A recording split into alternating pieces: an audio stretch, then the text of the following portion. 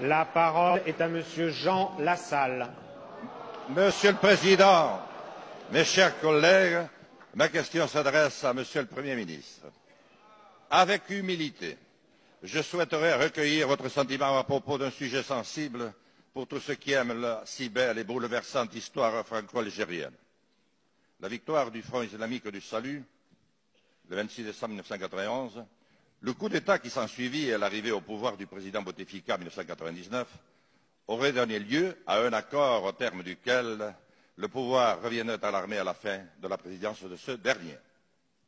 Il y a tout lieu de craindre que l'armée algérienne ne soit plus aujourd'hui seulement animée par les sentiments de l'armée de libération de Ben Bella et Boumedienne.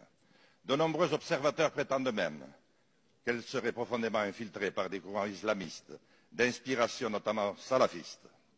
La situation politico-économique de l'Algérie est dans une passe difficile. Nombreux sont les ressortissants qui, par milliers, rejoignent déjà l'Espagne, l'Italie et la France, chez qui une partie des accords déviants s'applique encore.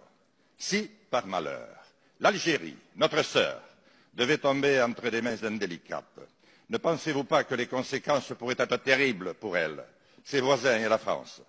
Nous avons déjà eu à connaître du douloureux problème des migrations de notre temps.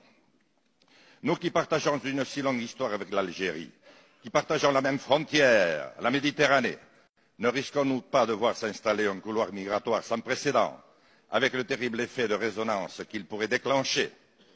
Alors que la santé du président Bouteflika se fait de plus en plus chancelante, j'imagine, Monsieur le Premier ministre, que vous suivez de très près l'évolution de cette grande affaire avec les autorités algériennes. Que pouvez-vous nous en dire?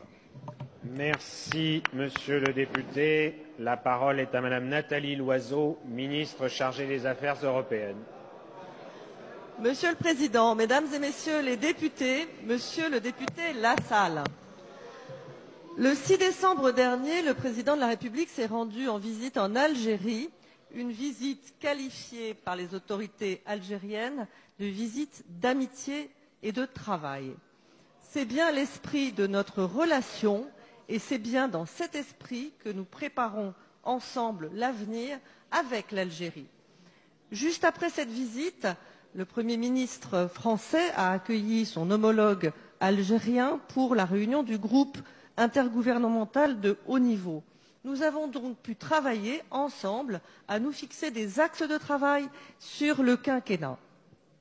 Notre relation avec l'Algérie va connaître de nouveaux développements en matière économique dans une logique de coproduction et d'investissement croisés, en privilégiant les transferts de technologies et le travail pour les PME. Elle doit connaître aussi de nouveaux développements en matière de formation, avec un objectif, favoriser l'employabilité des jeunes Algériens, dont l'avenir, le Président l'a dit, est en Algérie. Elle doit connaître de nouveaux développements en matière de mobilité, avec pour objectif de lutter contre la mobilité illégale, tout en facilitant la mobilité légale, particulièrement pour les forces vives, intellectuels, entrepreneurs, étudiants. Notre relation, c'est aussi la coopération dans la lutte contre le terrorisme islamiste et en matière de lutte contre la radicalisation. L'Algérie a payé un lourd tribut dans les années 90 en affrontant le terrorisme et la radicalisation. Notre combat est bien un combat commun. Il nous revient, pour préparer l'avenir, d'affronter le passé. Nos deux pays sont liés par l'histoire, par la géographie, par des liens humains exceptionnels. Notre relation doit être à la hauteur de ces liens exceptionnels et ne pas spéculer sur des hypothèses improbables. Madame la ministre.